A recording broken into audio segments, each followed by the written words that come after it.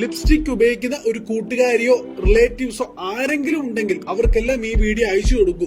കാരണം ലിപ്സ്റ്റിക്കിൽ ഹെവി മെറ്റൽസിന്റെ സാന്നിധ്യം കണ്ടെത്തിയിട്ടുണ്ട്. അത് അനുവദനീയമായ അളവിലും കൂടുതലാണ്.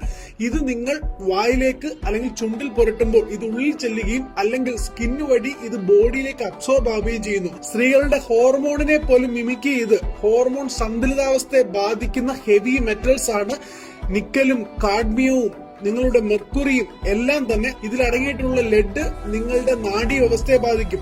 കൂടാതെ ക്രോമിയം, നിക്കൽ, ആഴ്സനിക്, കാഡ്മിയം പോലുള്ള കണ്ടന്റുകൾ നിങ്ങൾക്ക് ഹൃദ്രോഗം ഉണ്ടാക്കുവാനും ലങ് ക്യാൻസറിന് വരെ കാരണമാകും എന്നും പഠനങ്ങൾ തെളിയിക്കുന്നുണ്ട്. ഇത് വൃക്കയെ പോലും തകരാറിലാക്കും. അതുകൊണ്ട് തീർച്ചയായിട്ടും ഈ കാര്യങ്ങൾ അറിഞ്ഞുകൊണ്ട് മാത്രം ലിപ്സ്റ്റിക് ഉപയോഗിക്കുക. ഇത് എല്ലാവരിലേക്കും ഷെയർ ചെയ്യൂ. ലിപ്സ്റ്റിക്കിന്റെ ഉപയോഗം തടയാൻ. നിങ്ങൾ ഈ വീഡിയോ കണ്ടില്ലേ? അപ്പൊ എന്തൊക്കെയാ ലിപ്സ്റ്റിക് തേക്കുന്ന പ്രശ്നമാണ് നിങ്ങൾക്ക് അറിയാലോ. അപ്പൊ ദയచేത് ആരും ലിപ്സ്റ്റിക് യൂസ് ചെയ്യരുത്.